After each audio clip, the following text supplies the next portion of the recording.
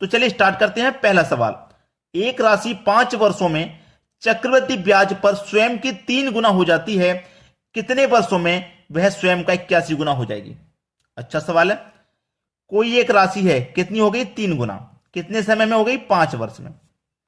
कितनी हो गई भैया? 3 गुना हो गई 5 वर्ष में। फिर से कितनी कर दो? 3 गुना। 3 का 3 गुना कर दो 9। कितना समय लेगी 3 गुना होने में? 5 वर्ष यहां लिए तो यहां भी 5 वर्ष लेंगे। फिर से 3 गुना कर दो तो 9 का 3 गुना कितना हो जाएगा? 27 हो जाएगा। समय कितना लगेगा 3 गुना होने में? 5 वर्ष का। फिर से 3 गुना कर दो, 27 का 3 गुना 81 होता है। समय कितना लगेगा? 5 वर्ष का। तो 81 गुना ही तो पूछा था, तो 81 गुना हमारा हो गया। समय कितना लगा? 5 वर्ष यहां लगा, 5 वर्ष यहां 10 हो गया, फिर 5 वर्ष लगा 15 हो गया, फिर 5 वर्ष लगा 20 वर्ष हो गया। भैया 20 वर्ष हो गया इसका आंसर। ठीक है, 20 वर्ष किस ऑप्शन में रहेगा? अगला सवाल है, एक राशि 4 वर्षों में चक्रवृद्धि ब्याज पर स्वयं का 3 गुना हो जाती है। कोई राशि एक है, 3 गुना हो रही है 4 वर्षों में, तो कितने वर्षों में वह स्वयं का 27 गुना हो जाएगी? 27 गुना। भाई एक का 3 गुना हो रही है 4 वर्ष में, फिर से 3 गुना करो तो 3 का 3 गुना कितना हो जाएगा? 9। समय कितना लगेगा? 4 वर्ष का।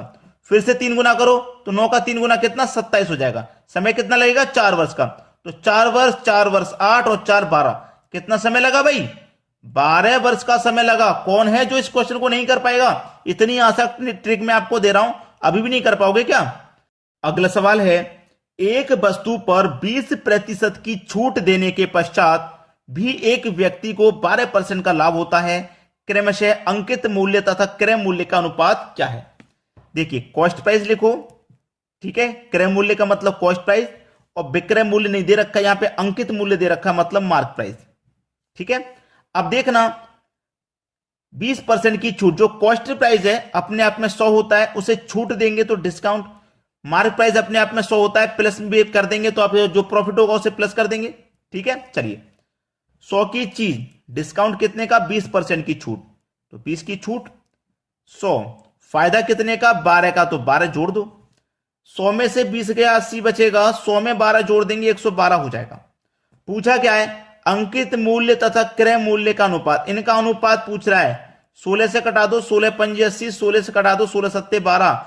अब एग्जामिनर ने आपको फंसा दिया, एग्जामिनर ने आपको फंसा दिया, आपने अनुपात निकाला 5:7, 5:7 बी ऑप्शन में है। आप इसे टिक करके आगे बढ़ जाएंगे, लेकिन ये गलत है, ये गलत है, ये आंसर नहीं है, ये बिल्कुल आंसर नहीं है। क्यों आंसर नहीं है? आपने ध्यान नहीं दिया शायद। उसने बोला है कि अंकित मूल्य तथा क्रय मूल्य। अंकित मूल्य मतलब मार्क प्राइस का अनुपात पहले पूछा है उसने। अंकित मूल्य, मार्क प्राइस का अनुपात उसने पहले पूछा, बाद में क्रय मूल्य यानी कि कॉस्ट प्राइस का पूछा। तो अंकित मूल्य का अनुपात कितना निकल के आया था? 7, इसको पहले लिखना है, और कॉस्ट प्राइस का निकल के आया था 5, इसको बाद में लिखना है। ये अगर आपने ध्यान नहीं दिया तो सवाल गलत हो जाएगा। सही जवाब 7:5 है। अगला सवाल है, एक रेलगाड़ी एक खंबे को 13 सेकंड में तथा 210 मीटर लंबे प्लेटफॉर्म को 27 सेकंड में पार करती है। रेलगाड़ी की गति किलोमीटर पर घंटे में क्या है? तो रेलगाड़ी जो पार करती है वो अपनी ही दूरी को पार करती है खंबे से। ठीक है, यानी कि रेलगाड़ी क्या करती है? अपनी ही दूरी को पार करती है, और अपनी ही दूरी को पार करने में उसे 13 सेकंड लग रहे हैं। ठीक है, 13 सेकंड लग रहे हैं।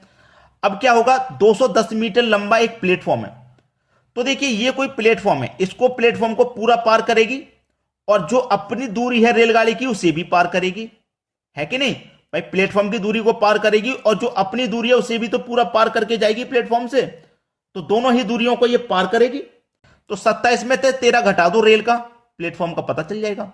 तो 27 में से मैं 13 घटा दूंगा, कितना बचेगा? 14। यानी कि प्लेटफॉर्म को पार करने में उसे 14 सेकंड लग रहे हैं। प्लेटफॉर्म को पार करने में 14 सेकंड। तो प्लेटफॉर्म कितना बड़ा है? 210 मीटर का है 15 बार में, यानी कि 15 मीटर प्रति सेकंड ये चाल निकल के आ गई। मीटर पर सेकंड में निकल के आई है, क्योंकि समय सेकंड में है, दूरी मीटर में, तो मीटर पर सेकंड में। लेकिन हमसे किलोमीटर पर घंटे में पूछा है ना, तो इसको क्या करेंगे आप? किलोमीटर पर घंटे में चेंज करेंगे। ठीक है, किलोमीटर पर घंटे में चेंज करेंगे तो 18/5 से मल्टीप्लाई, 5 से कटा दो 15 को 3 बार में, 3 का 18 से कर दो, कितना आ जाएगा? 54, यानी कि 54 किलोमीटर प्रति घंटा। ये सही जवाब है, पहला ऑप्शन। क्लियर है सभी को? चलिए अब देखेंगे हम अगला प्रश्न। एक खंबे को 16 सेकंड में तथा 220 मीटर लंबे प्लेटफॉर्म को 27 सेकंड में पार करती है तो रेलगाड़ी की गति किलोमीटर पर घंटे में क्या है। अभी जो मैंने क्वेश्चन कराया था बिल्कुल ऐसा ही क्वेश्चन मैंने आपको दे दिया ताकि अच्छे से कंसेप्ट क्लियर हो जाए। भाई खंबे को रेलगाड़ी जब पार करती है, कोई खंबा है इसको पार करती है रेलगाड़ी, तो पूरी दूरी अपनी पार करती है, तो रेल अपनी दूरी भी पार करेगी प्लस प्लेटफॉर्म की दूरी को भी पार करेगी।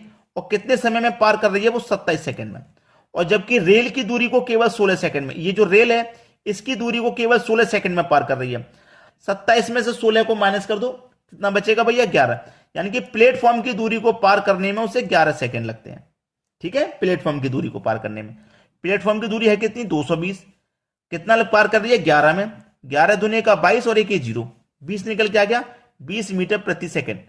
ये मीटर पर सेकंड में नहीं किलोमीटर पर घंटे में पूछा, तो इसे चेंज कर लो, 18/5 से मल्टीप्लाई कर दो, 5 चौक 20, 18 चौक 72, 72 किलोमीटर प्रति घंटा आपका आंसर हो जाएगा।